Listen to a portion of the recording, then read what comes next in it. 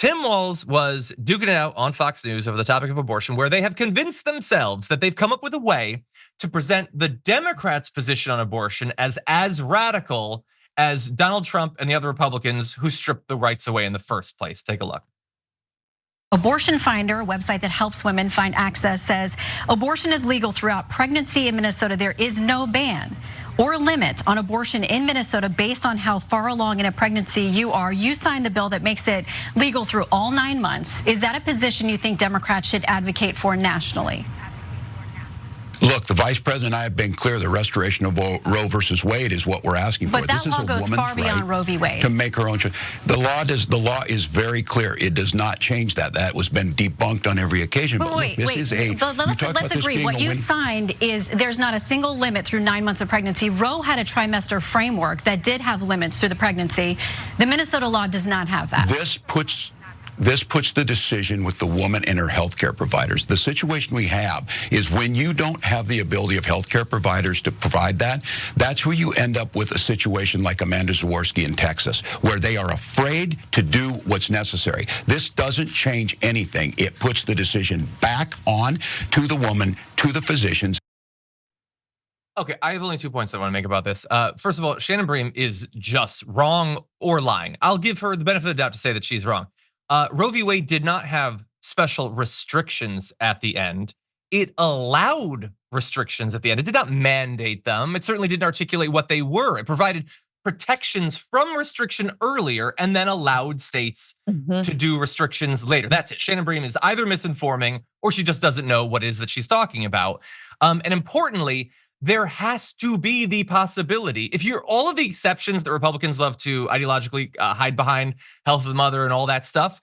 Well, if it's illegal, how the hell do you do that? That is what they are allowing. And by the way, if people were willy-nilly getting an abortion 4.5 days before birth, they would cite those cases. They would not talk in the abstract about how it's possible. If that was a thing that was actually happening, and I almost swore, it is insane to assert that that is what women are doing. That is deeply misogynistic to say that they go through the whole thing, they have the shower, and then 3 days before they're like, you know what? I don't wanna. And they don't have examples of that. So they talk about the fact that legally it could happen. It doesn't, Shannon Bream. Research what you're talking about. Absolutely, but you know what does happen? People going into early labor. People going into early labor because of health complications or complications with the baby or the fetus at that point. And that child could actually survive. And you have to allow physicians, as Tim Walz rightly said, to have all options available to them to make sure that everyone can survive in a situation like that, a situation that is unwanted. So that is what happens. 4 days early, deciding to have an abortion, that's called an induction, my girl.